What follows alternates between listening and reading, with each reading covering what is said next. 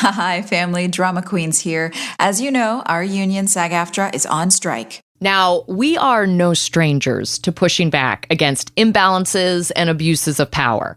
It is the very basis of our podcast here. So we're reclaiming a really pivotal chapter in our lives. We are in full support of the strike as well as the writer's strike. And we've checked in personally with multiple representatives and have had our teams do the same so that we maintain an active line of communication. Right now, we have been given the green light to honor our iHeart contract, but we are taking this walk down memory lane in an old school way and encourage you to do the same. Bust out those DVDs, okay? We've signed thousands of box sets, so we know you have them. Get together with friends and have watch parties like we did back in the day. This community has always been supportive and proactive whenever we've been in a tough spot, and this moment is no exception. We are grateful to you and encourage all of you to post your pictures with your box sets and use those hashtags SAG-AFTRA-STRONG and WGA-STRONG, and we're going to post your pictures in our feed. Let folks know that you support the artists who bring you your favorite shows like One Tree Hill. And if you're able, please donate to the Entertainment Community Fund. Our fans are the very best fans, so thank you. And thank you to our reps at SAG-AFTRA for helping us navigate this complicated moment. We are so proud to be union members. Now, on to the drama. First of all, you don't know me. We're all about that high school drama girl, all about them high school queens. We'll take you for a ride in our comic girl, cheering for the right team. Drama queens, smart girl, rough girl, fashion but you're tough girl. You could sit with us, girl. Drama queens, drama queens, drama queens, drama queens, drama queens. This was our 100th episode. This was the 100th episode. Wow. All right, we're going to have to talk about that party, you guys. Boy. Mm-hmm. Oh, yeah. Crazy. Oh, yeah. All right, give them the rundown on what the episode was, Joy. On the 100th episode of One Tree Hill, it's Lucas and Lindsay's wedding day. Na-na-na-na. Karen returns to Tree Hill from New Zealand with cutie patootie Andy. Nathan uses the occasion to attempt a reconciliation with Haley, who's super grouch. And Lindsay realizes at the altar that Lucas still loves Comet Peyton and says she can't marry him. In all the chaos of Lindsay leaving Lucas at the altar, Jamie goes missing, Nanny Carey. And the recently paroled Dan, who showed up to the wedding uninvited after sleeping with the hooker that's like the only hooker in Tree Hill, apparently. She works at the sporting goods store. Yeah, she's got a day job. So confused. He follows Nanny Carey and rescues Jamie. Dun, dun, dun, dun, dun, dun. Wow. God. I remember filming this one so well. Like the dream sequence of Peyton and Lucas walking out of the church. Yeah. It was the first time I'd ever worn a wedding dress in my life. And I remember in that moment thinking, oh, weird. Like, this is the first time I've ever worn a wedding dress and I'm with Chad and it's pretend. Like, it's not real life. But it looks real. What a weird experience. Yeah, that was strange. How did you do anything with it? Or was it just one of those where you're like, I'm just going to put this on a weird shelf and leave it alone? I was engaged in real life at the time still, and it wasn't going great, Like, we ended up breaking up at the end of season 5. And I just remember thinking, am I actually going to do this in real life? And be like, no, I'm not. Oh my God. I can't do it. It was a practice run to see how it felt, and I didn't like it. Honestly, respect. It's hard once the train's left the station to pull the freaking emergency brake. But wait, can we talk about the real thing? And I said this when we were watching the episode, that dress was so good on you. I was going to say the dress with the little collar. It was like a tuxedo, but a gown. It was so gorgeous. I liked that dress. And that dress is better than the one that Peyton ends up wearing at the actual wedding. But she's totally pregnant then. Oh, man. I wish you'd kept that dress. I know. I wish you kept it and dyed it black. Brooke could have let it out. We could have put some panels in the side. We could have totally worked it out. That would have been a fun recall. Sophia made the point that our characters always had weddings in churches, and none of us went to church. Oh, that's funny. Right? It's always so weird to me Like when you see Dan go to confession, whatever season that was that happened, where we all were like, what is he doing? And I'm like, what? There is no relationship to any version of any kind of faith on our show. But then anytime anyone gets married, it's in a church. And I'm like, these people don't go to church. Ironically, Haley did not. She got married out in the woods or something. I don't remember where they got married. They got them on the beach and then like out in some property. Because you had the hippie parents. Your hippie parents would have never condoned. No. Yeah, that's right. That's right. And then Peyton and Lucas got married. Were we at Airlie Gardens? Is that where we did y'all's wedding? We were in Greenfield Lake. It was Greenfield we were in a swamp. Lake. That's right. It was supposed to be, I think we were trying to double it as the place where he and I met. And it's clearly not the same place. Yeah. And at that point, we just didn't care anymore. Well, I was supposed to, in season whatever it was, I don't know, I guess it would have been 8, that Brooke and Julian got married. And we were supposed to get married at the Biltmore Mansion and do a full like company move to Asheville. Whoa. And we scouted it and we went and did an episode there where we picked out our venue. And then they you did the shot at Biltmore? Yeah, Austin and I went and shot at the Biltmore Mansion. And then they did this whole thing where Brooke loses all her money and I get married in the Lucas and Lindsay church.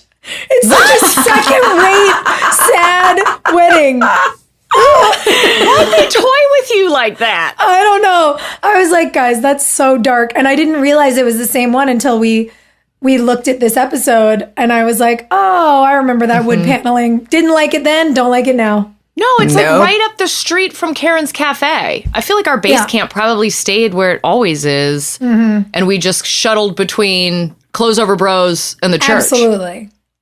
I wonder if it was a numbers thing. Like, does it help with ratings? Because Seventh Heaven was on the air at the time. And, there's something about like a church that seems wholesome and people maybe, I don't know. Why do you think I think it was just cheap. I think it was cheap to shoot there. I think we got to double up on our base camp. And when you shoot inside a building like that, it's really easy to tent it or do day for night. Yeah. So it's like, it's so much easier to control than when we did y'all's weddings outside and we'd run out of daylight. Oh, yeah. We'd run out of daylight. There were bugs. There were trains and planes and all sorts of dumb things. No, the church was great because it was walking distance to downtown. So we could go walk to Port City, Java between takes and loved that. We'd go get a sandwich. I need a sandwich. But it was good that we were saving money on locations because we had everyone in this episode. Yes. Except Joe and Chase. But that's okay. They kind of lift out for this one. They're fine. They were new. Yeah. Part of the reason that we had everyone back is because it was our 100th episode, which for the people at home that don't work in television, what did it used to mean when you hit 100 episodes? Ooh, it used to mean syndication. Oh, God, that magic word. That's when they would rerun your shows late at night or early in the morning. That's how people used to pay their mortgages, kids. Yep. No more. That doesn't happen anymore. Well, yeah, now you do maximum 3 seasons of a streaming show with like 10 episodes and you're like, see ya. I did it. And that's Gotta go have a second job. No, for channels like SoapNet, where we were, or there, like, I feel like TNT and TBS and a lot of those channels as well would do a lot of syndicated shows. Yeah. Where you had to have a library of at least 100 so that they knew they had X amount of months of programming out of your show. And once we hit that magic 100 number, it's so rare in the industry to hit that number. And once you do, you're like, oh my God, I'm going to be okay. I might not book another job as the lead on a TV show, but I'm going to be okay and be able to support a family. And unfortunately, now that means 0, which is why we're on strike. God, SoapNet was so cool. I love SoapNet. They would air like us and Dawson's Creek back to back. Just a whole Wilmington power hour.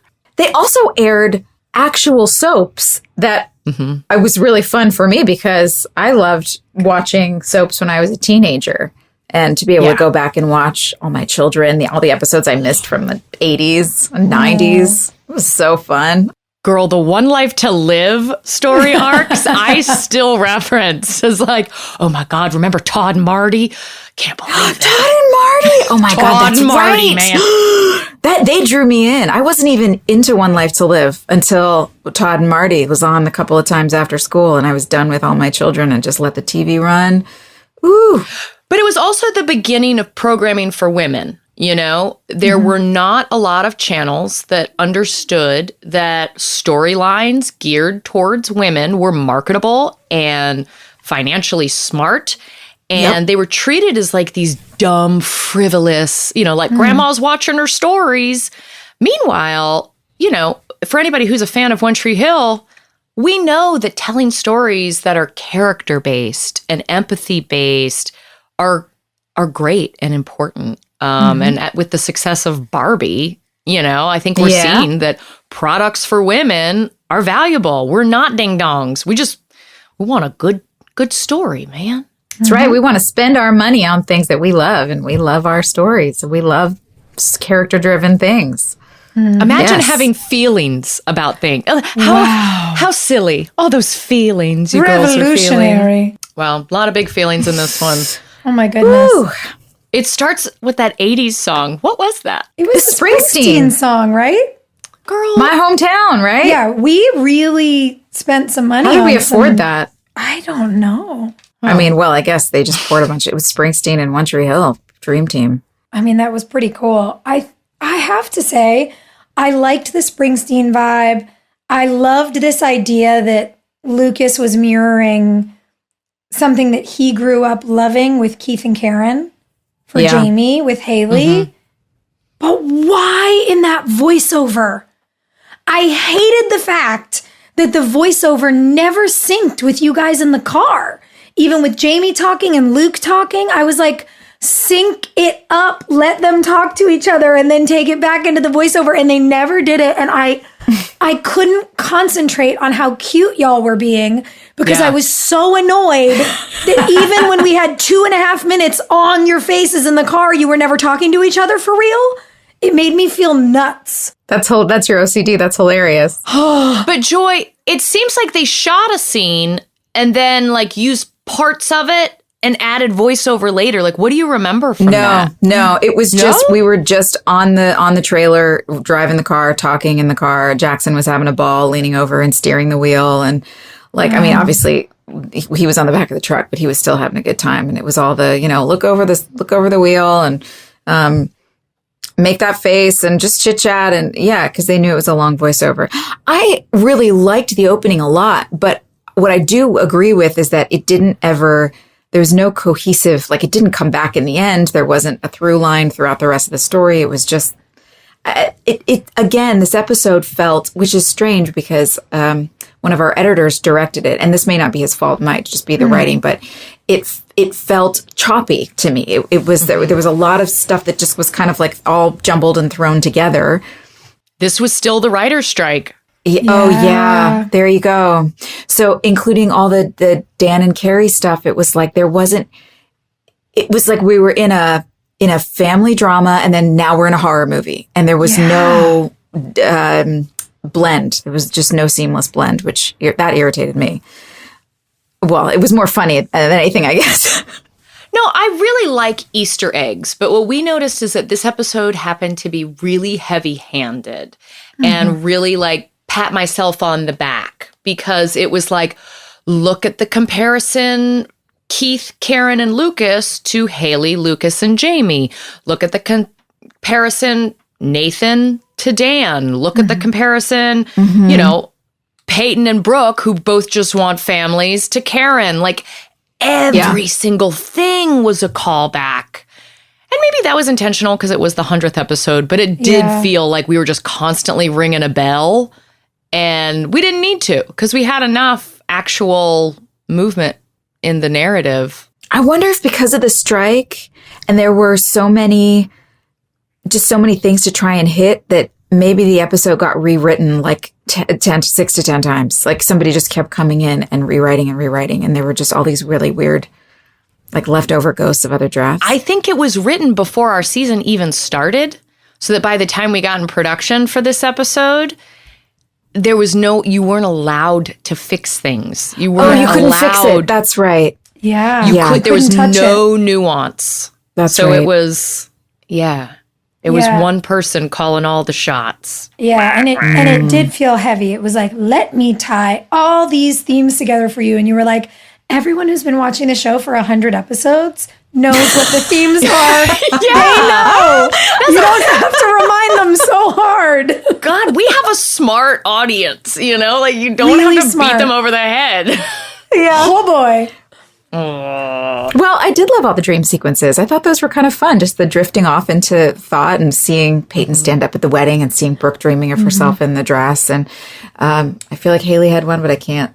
Oh, the kissing in the rain Kiss in the in kitchen? rain. Oh, yeah. So that was the day we were drinking moonshine and making out in the kitchen. And What? It's one of my favorite moments from the show. Was supplying you guys with moonshine? Absolutely not. Was a friend of ours on the crew supplying you with We're moonshine? going to beep the name, and everyone we worked with is going to be like, we know exactly who they're talking Do about. I still have 2 jars left of that moonshine in my freezer, like precious Yeah. cargo in this house? Yeah. What I wouldn't give. Come over. Girl. I've hoarded it. Over the last 10 years, I've gone down a jar a year. I just love, how do you explain to new people in your life, like a new friend that comes over, a new housekeeper, like, don't touch that jar. They just say, don't touch. Don't. Yeah. Don't touch. That's good because it's a little creepy too. Like, Yeah. I don't know what's in that. What is that? I'm just going to leave that alone. It's gasoline. It's North Carolina gasoline. I just dropped my dog off to get trained with somebody who lives really out in the sticks in Tennessee. And I pulled up into the yard and it's great. I'm super excited for her. But I definitely saw an outdoor bathtub with all the stuff to make moonshine. I was like, what you making there? Just messing around with some. I'm like, yeah, I know what that is. Yeah. We definitely had some moonshine on set that day. It was late. We had been shooting. It was the last scene of the day. And it was one of those ones where we were hanging around, not sure if we actually were going to get to that scene or not. Or if they were just going to bump it and put it on a different day. But it's a lot of special effects. They got to rig hoses up on the ceiling. They got to make sure that the water pressure is dripping at the exact right.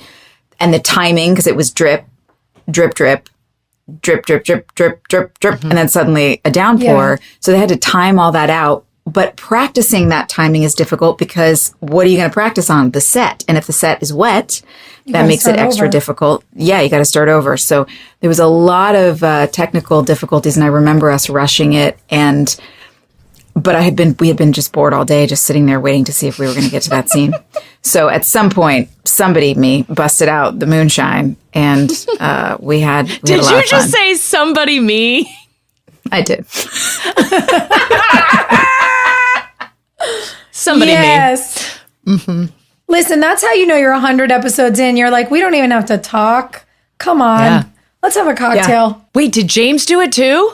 Of course. He was like, James is such a professional. He was like, no, I'm good. And then I was like, you want some? No, I'm good. And then like an hour later, I was like, hey man, you want some? He was like, yeah, right. And we finally started shooting. I was like, if I have to be making out when I was inside, raining inside, in the rain, and it's like a technical, and I was just like, you know what? Screw it. Let's just. But it was hot. It was great. I didn't realize it was a dream.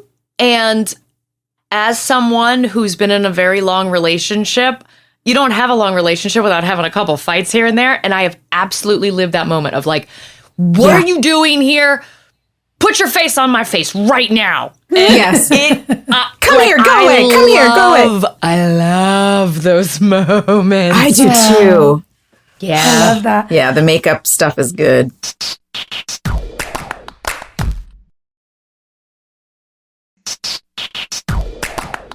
For our friends at home who are like, why have you guys not discussed this yet? We're both in the States. Now you're in London, which is hilarious. We've traded places. I know. But so Joy watched it separately, you guys, because she's meeting us after a dinner she had there with the time change. And when I tell you, Hilarie and I were watching the episode before you got on the Zoom, and I was like, is this Mad Libs? What is happening? Like I couldn't remember what was coming. And then there would be these moments where I'd go, oh my God, I know what this person's going to say. I know what this person's going to do. And when the water first started, I didn't realize it was your dream sequence. And I was like, oh my God, is the bathtub going to come through the ceiling? What happens? I don't remember this. I had a panic because I thought the ceiling was going to cave in. Jamie had drowned upstairs, you know? Oh God. And then I was like, it's a dream. Oh, it's sexy. It's like the rain in the, okay, I get what's happening. It's high school. Got it. I was ready for a disaster. I think everyone's fantasies make sense. Yeah. Except Brooke's. With the wedding dress. It was sweet, but I was confused. You guys, this never made sense. No. As soon as it started, I was like, I know what's coming.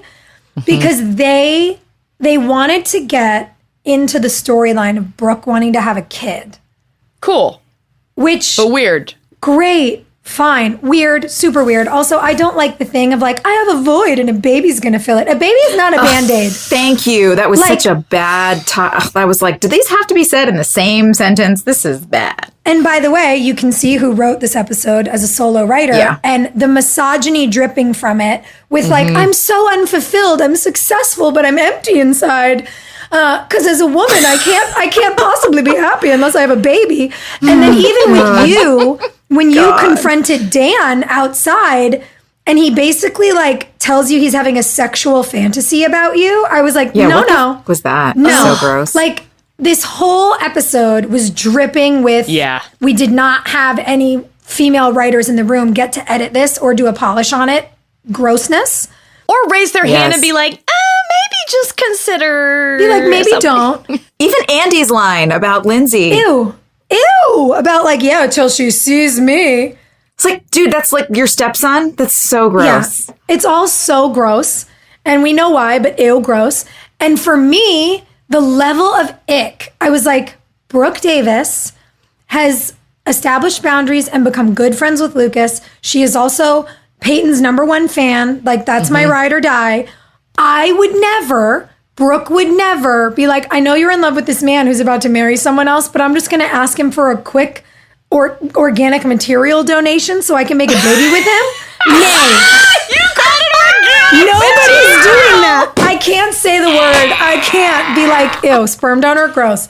Like, organic material. Stop donation. it. You guys, it's so out of character. Are we making t-shirts that say like Scott's organic material? like Deb's dead and Keith Scott auto body? I die. Honestly, I die for it. We can make that t-shirt for dads. Organic material donor. Yes. Oh my God. Honestly, gross. super down. Gross. Truly, when I tell you, I was infuriated then. I'm infuriated now. It was not based in reality. I hated every minute of it. Yeah. I'm like, this just doesn't track. It's so off the charts insane. Yeah. And Brooke owns a multi-million-dollar company. You think she can't go to like whatever the version of North Carolina Cryobank is and pay $1,200 for a semen sample? Y'all, there were databases. Yeah. There were databases where you could just get like anonymous hazel eyes, 6 feet tall, whatever. You think she's not going to Uncle Cooper first? Hello? Cooper. He would for sure be the daddy. Like, we're not, I can't. This whole storyline is so ridiculous. But also, why was she in a wedding dress? Why is she fantasizing about a wedding dress? Like, enough. Well, guys, because she's 22 years old. Oh, because she just needs this man. Her best friend is in love with this man. She would never. I would rather see a fantasy about her mom, like actually dealing with, Victoria coming in and saying, honey, you know what? I just had therapy, whatever. I don't know. I'm sorry. I love you. You're amazing. By the way, even if Brooke's, to your point, I love that idea, Joy. If Brooke's fantasy was, she's standing there in her wedding dress and her mom comes in and says, I'm so proud of you. And then it turns out it's Millicent. Like Victoria and Millie both have dark hair. You could do a really cool reveal cut. Something that's about like her as a woman and as a daughter. But I just was like, are we really doing this again? Well, honestly, when Karen came in with her longer dark hair, we've never seen her like this. I have a glare on my screen. I thought it was Victoria. Because when Brooke turns around and is like, oh my God, what are you doing here? I was like, what? Is Victoria showing up to be like helpful or something? And that would have been like the fantasy. So then to see Brooke have like a sweet but kind of awkward conversation with Karen, like a man definitely wrote that scene where it was like, how do you stay so strong? I can't even say it. It won't come out of my mouth. Guys, in your life, have you ever sat down and been like, I need to ask you a question? How could I have so much dignity and grace? It was so like fishing, but I love that Brooke was clearly being like, I need a maternal validation right now. And Karen gives it.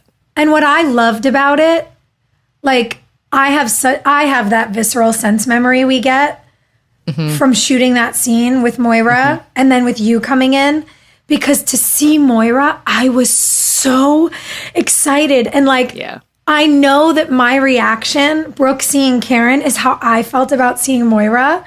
And then you walk in and you did the same thing. And I was like, oh my God, we loved her. We just loved her so much. And having her back was so special. And even though the dialogue in the scene was so clunky, I loved how authentic our relationships as the three women in the store, in the Karens that turned into the Clothes Over Bros. Like, I loved it. I mean, I know why you weren't there, Joy, but like, it was so... I'm like, God, Haley should have also been there. Like, we should have had this like girls moment, all of us. That would have been with fun. Karen, because she was like our human. She was our mom. Yeah, she was the mom to all of us, really. Why didn't Haley and Karen have a moment? I don't know. That was strange. That's what I mean. There were all these weird there were all these things that were missing. Didn't follow through. All of the things that were missing. A lot of things that were choppy, kind of jumping around. I appreciated that they wanted to do some bonding with them, and I liked that we drove out there on the dock, and I have Chad in plaid, which I loved. I thought he looked so great in that plaid shirt on the dock. I was like, oh, this is fun. He was being little Keith. He was. It was like a whole little. That's what I mean. Yeah, it's like Karen, Keith, and the whole thing. But I did love, and I also wrote in my notes that the Brooke and Peyton in this whole episode, the arc of how you guys were together was really fun to watch. I feel like everybody's been dealing with their own stuff the last few episodes. So it was good to see you guys back together and reminding everybody of why that friendship is so fun and meaningful. Well, I loved that we looked naked in that church. We're both wearing strapless dresses. All the two shots of us, Joy, of just our like tits up. I didn't clock it. Oh no, I gotta go watch. We look and nude. Like, I know it's totally like not intentional because wardrobe wasn't thinking like that, and the camera was thinking like that. But there's this metaphor of Brooke and Peyton laying themselves bare in the church, just like totally naked in their discomfort, and just like, all right, we're gonna sit here and deal with this. Here we go. And you know who else I thought was such a standout for what was added to that dynamic? Like, you look, when one of your girlfriends is going through some shit and you show up and you're like, we're a team, we don't have dates, we're here together. Because Haley's dealing with her whole family, like, are we, aren't we? So it's the two of us, like Tweedledee and Tweedledum in the pews, right? And the skills. Antoine being like the little kickstand to our bike, just propping up all the drama the whole time was so funny. Yeah, he was great. Him being like, we'll kidnap her, we'll put you in the dress. You're going to stand up when they say, like, all the ideas. It was just so funny. Y'all, I love gallows humor. Gallows humor at a wedding or a funeral is so appreciated because someone's got to fall on the sword and be the spicy one. Yeah. You know what I mean? Yeah. And I didn't anticipate that it would be Skills, because he's been so like, oh, Lindsay's great. Everything's awesome. What I noticed is that no one is telling Lucas, like, oh, buddy, this is going to be awesome. And we're here for you forever. Literally everyone says to him, they're like, hey, man, you're a good guy. No matter what happens. We'll be here for you. Yeah. Well, Haley's telling him. Oh, but that's it. She's not saying it's going to be great. No, she tells him the truth. Yeah, she does. But also, I don't know. I think I was thinking about that. I was like, why isn't she telling him to go be with Peyton? But don't you feel like she does when she talks about the book? And she's like, hello, I know what your book is about. And he's like, no, it's not. Yeah, she does it in her own way, I guess, rather than just be. But that's what's weird is their relationship she's always been very like, just giving it to him straight. So it's strange now that at this point, she's just kind of, all right, I'll let you do your own thing. But maybe that's part of becoming a mother too and like learning how to step back and let people learn their own thing. I don't know. I wanted her to stick up a little bit more for Peyton. Is Nathan still sleeping on the couch at Lucas and Lindsay's house? Yeah, where does he live now? Yeah, he's not home. So I guess he's at Lucas and unless he's at Skill's house. Wait, where was that scene? At Lucas and Lindsay's house. Where, the creepy shower scene. Oh, yeah. What was that? Where he comes out of the fantasy and is like all bent over in the shower. It looked like he was in the locker room at the high school, you guys. That was uncomfortable. We both were like, why is he bent like that? And like, it looked like cold showery, like weird. It was suggestive. Good for him, man. He just wants his wife back so bad. How uncomfortable to have to walk down the aisle and like see your spouse who you're in a fight with. And by the way, your hair is so good in this episode. And that dress. The dress. With the lace over the, Yeah. The whole thing was like an 11. Incredible. And it's just killing him. Yeah. And you did that but they thing where found like their way. you walked up the aisle looking like a little snack. And then you like looked at him and wouldn't hold his eyes and you looked at the ground and I was like, oh, it's torture. It's torture. You gotta find your moments. Gotta find your moments. Dude. Especially when you've been married a while. You gotta milk it a little bit. Put him through the paces. But then, okay, I mean, how about the fact that Lindsay saw the car was a comet, but didn't put it together until she was standing at the altar? Hello. I mean, good for Michaela for pulling that off. She did such a beautiful job. She really did. I like the idea that she's like, I was in New York. I don't know cars.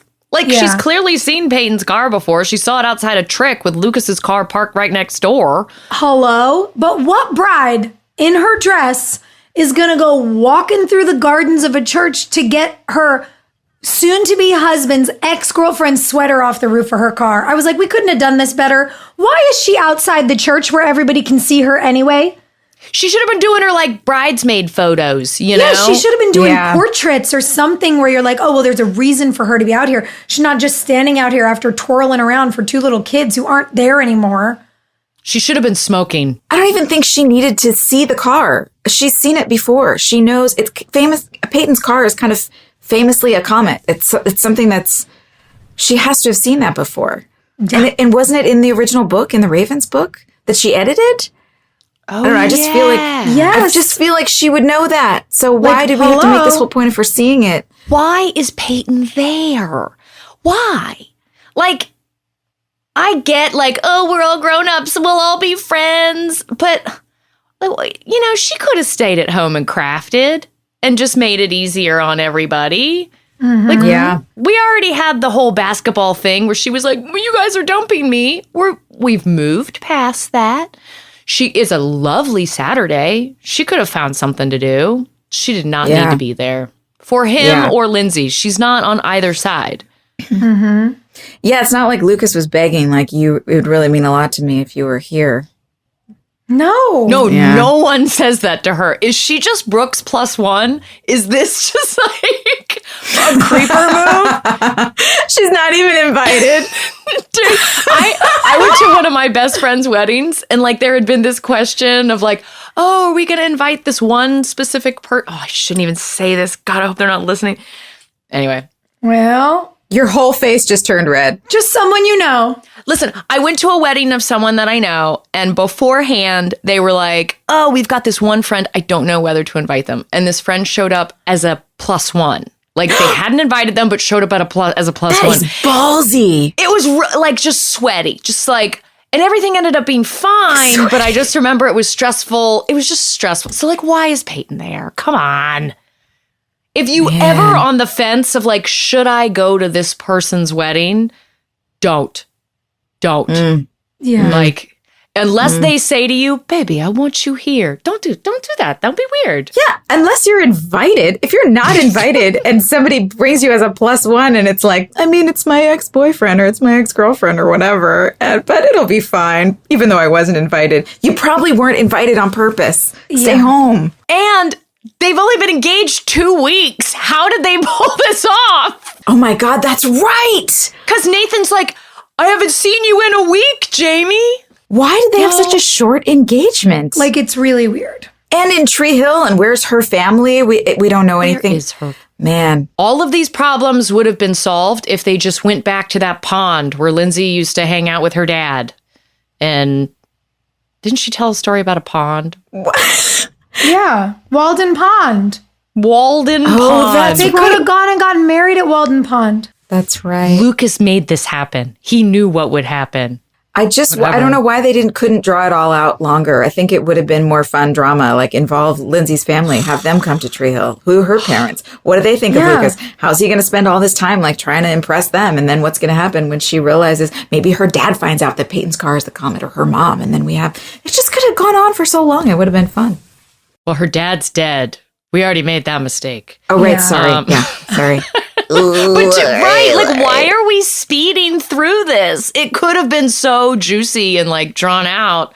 I have a physical memory of having to stand up and do that whole little bit about when you fixed my car, you fixed my heart. Oh my God, the fact that you were able to do that with a straight frickin' face. We all sat around because we were all seated together and we were all talking shit about it. Like, I remember us holding the sides in our hand being like, how the fuck am I going to do this? This is awful. This is terrible writing. But you pulled it off and the fans love it. Like, that line gets quoted back to you all the time. All the time. And I do happen to love when you fixed my car, you fixed my heart now. It's the don't leave me again, Lucas. People always leave that really just like got stuck in my crawl. That was the nail in the coffin. But I remember Moira being like, just say it as fast as you can. And I was like, yeah. Okay. That's what we're going to do. And so it was just like, bleh.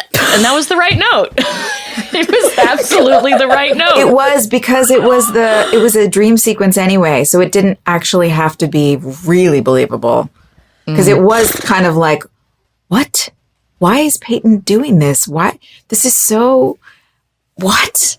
So then it worked. Yeah. That it was a dream sequence.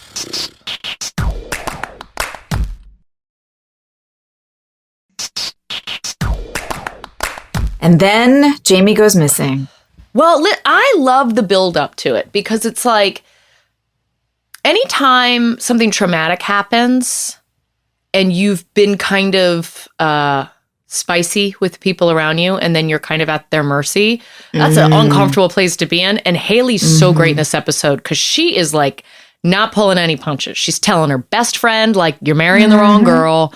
She's telling her husband, ain't happening, scram. You know, like, she's just being really... Yelling at Dan. Yeah, yelling at Dan. She's being assertive with everybody in a way that's great until now she's in the most vulnerable position she's ever been in with her child missing. And it's like, now I have to rely on the very people that I've just been really frank with. And it's like... I like that you're saying assertive. It's so positive. I just felt like she was so grouchy and really... I had a word, but...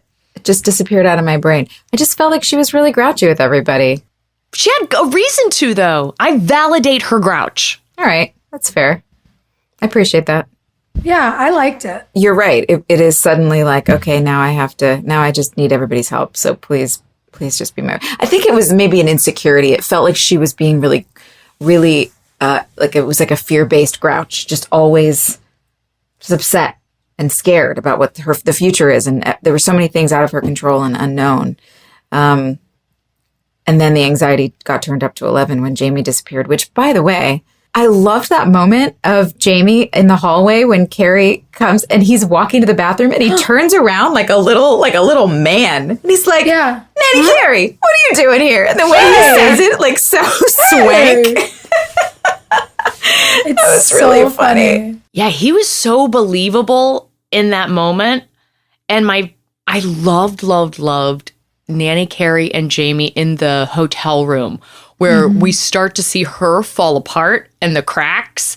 And he's just playing it like, grown-ups are weird. You know, like, as the audience were like, oh, God, she's spiraling. This could get dangerous. And the kid has the candy wrappers on the bed next to him, just like so sugared out of his brain. Cartoons. Oh, it's so scary, though. That's just such a creepy, terrifying, such a creepy thing to see.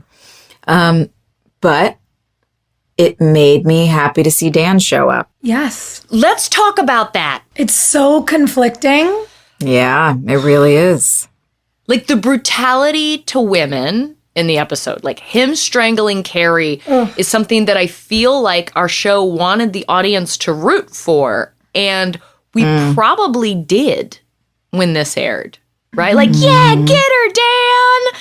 And in this moment where it's like, oh my God, this guy who just got out of prison has a woman by her throat and is telling her, I'm going to kill you. Yeah. Okay, but she's a kidnapper. Absolutely. Like, you would expect him to do that with a man.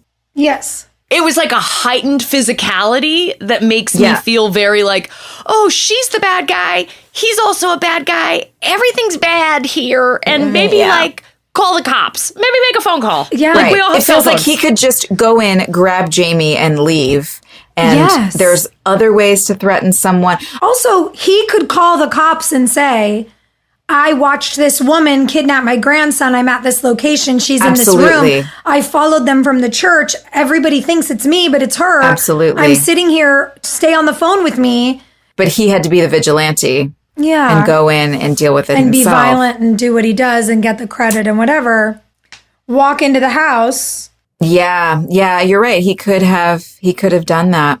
And even if I guess maybe it's just because the sensitivity level too is like, if it had been a man and he needed to go in and get the kid out as soon as possible, that makes sense to me. And I guess we're sort of conditioned to watch, like we've been watching action movies for years where men are fighting each other, and it's kind of like a whatever. But the putting it visually, putting it on camera, a man, especially his size, choking a woman, regardless of the circumstance. Yeah.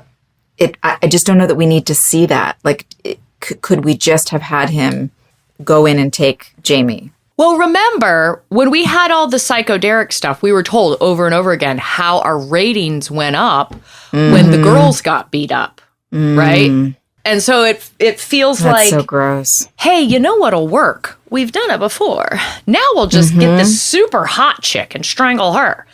Although she plays a dastardly villain. Like, her turns in the episode were so juicy and fun to watch. So scary. Oh, yeah, and what's coming is so good. All this, like, the misery stuff that's coming up soon is going to be fun. I'm your mommy now. But I remember that day when we were shooting, because there were a lot of days in this episode when everyone was there and we were all just killing time. Those are the days when everybody comes into work with whatever their little side projects are. If you're writing something or reading something or knitting something or whatever, and we're all just there hanging out, making our time useful until it's our time to be on screen. And I remember that being a fun day. Everybody was there in Nathan and Haley's house. I mean, it was a little stressful. I also remember, that's funny, this just hit me. I remember because there were so many people there and the crew was always busy and stuff, that it was the one day I had to be really, really emotional. And I was the only one that had to be really, really emotional. Yeah. It was so loud on set because everybody was talking and it's just hard to contain that many people. It wasn't necessarily a lack of sensitivity, but it's just hard to contain that many people.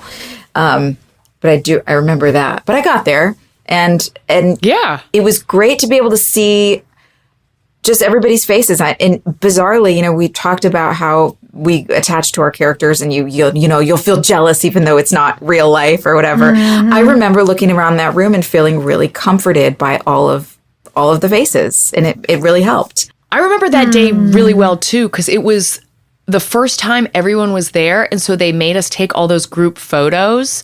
Remember there were like Oh, press. yeah. There was Yes. like press there because it was our 100th episode. And it was just like, okay, well, Joy has to cry. But if everyone else can get together and take this big photo. And we were all kind of like, guys, she's got to do some like heavy lifting here. So awkward. They take for granted. They think like, oh, you can just turn it on and off like a faucet. Like, you don't need to emote. Entertainment Weekly's here. Yeah, you can cry, right? Go, cry. Okay. Dude. Yeah. It was fun, though. It was fun. It was fun. Jackson running in that room. Well, yeah. And also the Lily dynamic. Oh, yeah. When Lily says to Nathan, can I play with this? And you just see it suck the life out of him, but she's a little kid. You know, that was, I thought, really, really well done. Yeah, I liked that. I like that she's Lucas's cousin sister. Like,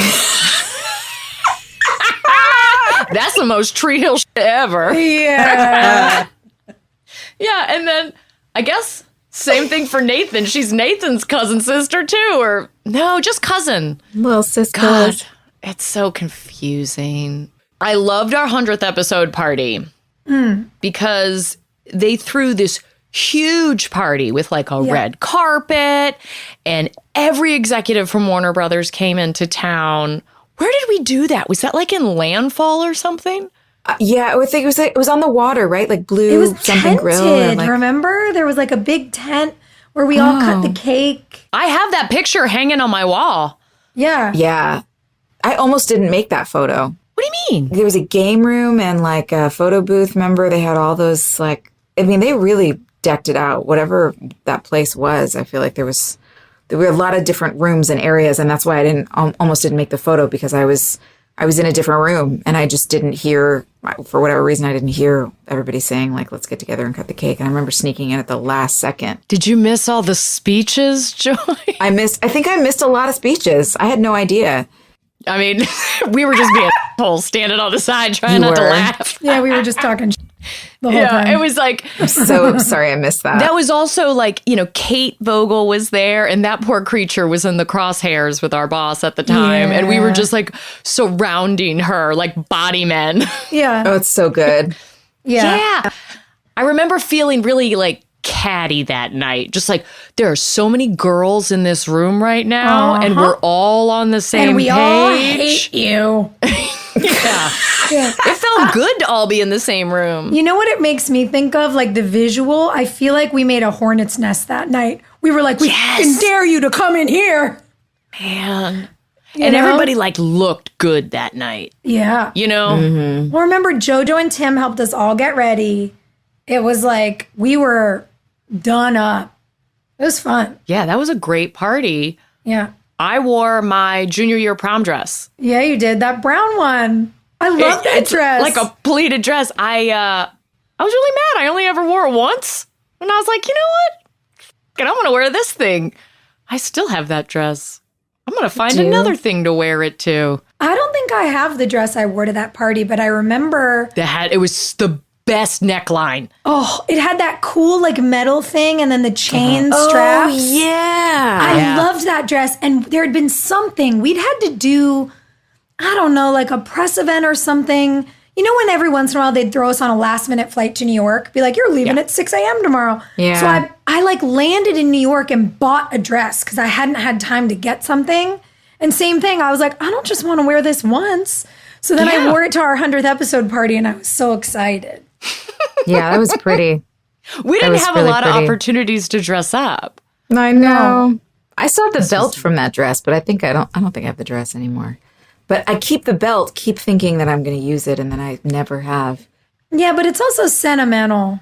Now that you've mentioned it, you'll use it like next week. Yeah, that's true. Yeah, I'll try. It's gold brocade. It's kind of hard to, and it's like a thick, so it doesn't really fit in jeans. I don't know. I'll let you know. I'll snap You'll a photo find if I something. find the right thing. You'll find some perfect little dress to put it over and be like, there it is. Yeah. Bing. I did love, for as ridiculous as it was really special to have that night with all of us, to be able to celebrate what we did. Because, we all had that, it's not like Stockholm syndrome, but whatever the version of it is where, you essentially your parents tell you you're terrible. Like, it was like our bosses did that to us for so long. You're on the bubble. You might not get picked up. Nobody watches your show. And here it is, like one of the most successful coming of age TV shows of all time. And we were so used to being told we weren't doing things right that to have a party that we all got to be at, not like 3 people got sent to Raleigh and 2 people got sent to Dallas and 2 people got sent to New York. Like, we all got to be together. And I just remember looking around when we were doing that cake cutting.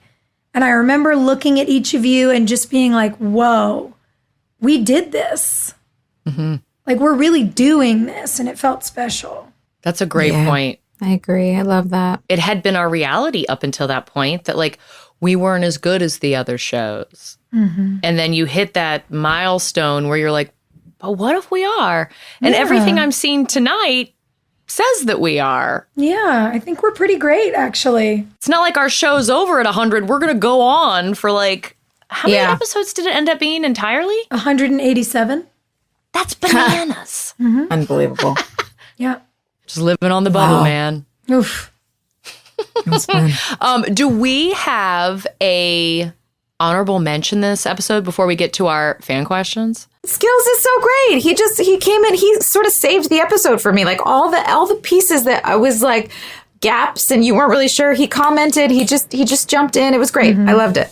His line, baby girl, you are so far from okay. You're not even in the same zip code.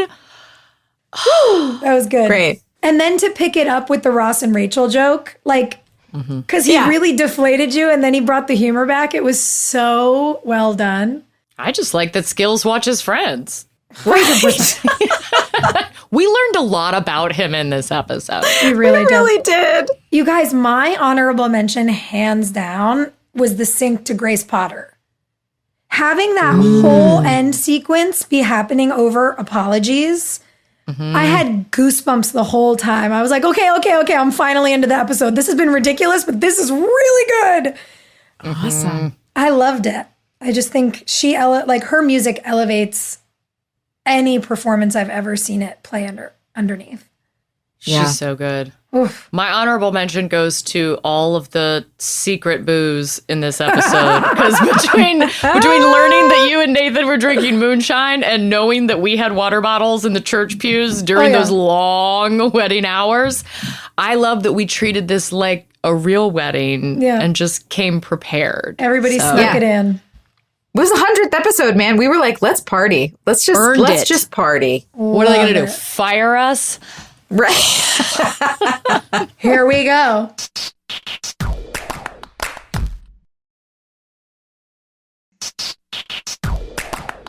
We've got a question from Jessica. She says, whose wedding on the show, if it happened in real life, do you think would have been the most fun or entertaining to attend? I mean, Brooke's, right? Like, Brooke would have had, like, how is that even? Yeah, what happened at your wedding? I caught so much that Peyton wasn't at Brooke's wedding. So what did I miss? It was a pretty good time. What did I miss? Also, I mean, talk about everybody drinking in the pews. By the end of that week, everybody was just so tired of being extras. When we were running against the clock and Lisa Goldstein got the church giggles and then we all got it. And then it spread and we were trying to get through a thing. And for whatever reason, I don't know, I had like made eye contact with her or something. And somebody from behind Video Village basically acted like I did it to you guys. And I finally looked over and was like, you guys help me here. And everyone was like, sorry. Like we just couldn't, we could not get our shit together. It was very funny. No, I've never seen a producer come into... What? I can't even finish this. I've never... Who was it? We'll beep it. No, it was... But I've never... Came stalking in. So angry, Hilarie. Was so mad. It was just the whole lot of us in this one section in these 2 pews. And he read us the riot act, man. We in front really of the got extras in trouble. too? Oh, in front of everybody. In front of everyone. We got reamed. But we were so We were cracking up. We were trying so hard. We really were trying to contain it. Well, and it was in that church with those high ceilings, so the noise, the echo. Yeah.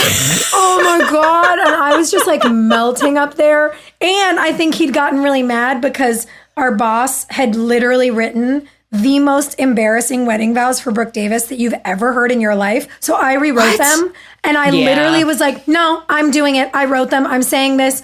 And they were like, you can't do that. And I was like, I dare you, watch me. Call him. Call LA. Call the writer's room. Call him. I have put my blood, sweat, and tears into this woman, and I am not letting her say this bullshit. Like, I just had it. We were 8 years in. I didn't care anymore. So I think our bosses who were there were a little like, whoa, because they'd lost a battle with me. So they came in. Yeah. Oh, they came in so hot, and they yelled at all of us so bad. Oh, Isn't it crazy, like, that they were still treating us like little kids? Mm-hmm. Like, I was like, I'm 30 years old. I mean, to be fair, we were acting like little kids that day. It was a mess. I love it. Yeah. We'd really run out. I'm going to need Brooke Davis to get married again so I can come. Because I feel like like the live band at Brooke's wedding is probably really tight. 100%. Brooke Davis knows how to throw a party. We have that in common. To clarify this, since you're talking about how much you got, I feel like this is a really important moment to tell our fans that we were told, Joy and I, that you had been invited back for the episode and said no. No. And then obviously when we talked, you were like, no, they never asked me to come. But they had essentially asked us in the press to be like, oh, well, you know, she was invited to come, but was doing white collar or whatever you were working on at the time. I think it was that same year. And then when I talked to you and found out that was a lie, I went ballistic. I was so mad. Oh, I was mad. So to be clear, Peyton should have been at Brooke's wedding. Peyton should have been there, and it wasn't up to any of us. No, the only time I ever got a phone call was I was pregnant with Gus. It was in October of, I guess, season 7. And my manager got a call that was like, Hilarie's on the board for this episode, so we're trying to schedule her travel. And we had an epic fallout as I left the show. And my manager had been told all these things by our bosses that were just like horrific about me and that I'd never work again and all this stuff. And so it was just this really pleasant call from like a secretary, like, we're trying to book her. And I was like super pregnant. And I was like, I'm unavailable. You're like, I'm not getting on a plane right now. Thank you so much. Yes. Yeah, that was the only call that I can remember. Wow. Getting. Certainly no like Brooke's wedding situation. Rude. Wow. We'll just have to do it again. They weren't prepared for the three of us to be back in the room together again. That's all. So we need somebody to cut, somebody who's a fan who has all these clips to cut together Peyton at Brooke's wedding. Put Peyton in the wedding so that we're all there together. There's enough footage of when I was on White Collar, like constantly dressed up for because my character was always dressed up, that they can cut that in with Brooke Davis's wedding. Like, someone can do that. I'm into it. Yeah. Yeah. Seriously, though, you should, when this is over, set up your phone and you look like you're in a Hitchcock movie right now. You need to take some photos in this light. It's really good. Evil. All right. I'll just sit here and be dark and stormy while we spin a wheel. Rear Window. I love that. I just showed Gus all those movies. He dug it. So good. On theme. Wait, did you guys do this on purpose? Did our producers manipulate this? Just tell us yes or no. This is incredible. This is so good. Read it. They swear they didn't manipulate this. All right. Which one of us is most likely to be late to their own wedding? Well, like, all of us have been married a couple times. Like, you know what? I was engaged for like 10 years. So I would say that was pretty late to my own wedding. Twice. I pushed that so far. I was like, why don't we just have a couple kids first? Yeah. Yeah, that's pretty funny. Yeah. I feel like my ADHD would make me late because I would, at the last second, be like, oh, I really need some floss. And there's a drugstore across the street. Let me just run out real quick. I'll do it myself. Yeah. Yeah. Yeah, you would want to do something yourself. Exactly. But which character? Seems like a Nathan thing. Nathan's so afraid he's going to get in trouble all the time. Yeah. I just feel like shit happens to him. He just is It always like, I'm does. sorry, I'm sorry, I'm sorry, I'm sorry. I actually for sure feel like Dan Scott would have been late to his wedding, but on purpose. As like a manipulative tactic. Yeah, good call. Oh, I showed up. Are you surprised? Congratulations. Yeah. Yuck. Oh, man. I weirdly don't feel like any of us. I don't feel like Brooke, Peyton, or Haley would have been late. No, none of us. Never. No, I don't think so. No, I can see something like happening to Mouth. He's another one of those people that has like hijinks all the time. Yeah. Rachel kidnapped me. I didn't mean to be late. Right. Yeah. That one. Yeah. I have no idea what happens in the fallout. I think I only remember storyline wise what happens up to now, to the wedding falling apart. Yeah. But I feel like Lucas is mad at Peyton somehow, and she didn't do it. She didn't do anything. I'm going to be so annoyed if Lucas shows up at Peyton's door sad sacky, like, whoa, comfort me. Well, it's Peyton and Brooke's door. It's the both of us. That's right. That's right. We live together. Oh my God, if he starts sleeping on our couch, I will die laughing. I really don't remember what happens. I don't either. I can't wait to find out. All right, you guys. Well, All right. hang in there. We will see you next week for season 5, episode 13, Echoes, Silence, Patience, and Grace. Oh boy. God, here we go. Lions, tigers, and bears. Oh my. Hey, thanks for listening. Don't forget to leave us a review. You can also follow us on Instagram at DramaQueensOTH. Or email us at dramaqueens@iheartradio.com. See you next time. We're all about that high school drama girl, all about them high school queens. We'll take you for a ride in our comic girl, cheering for the right team. Drama queens, smart girl, rough girl, fashion but you're tough girl. You could sit with us, girl. Drama queens, drama queens, drama queens.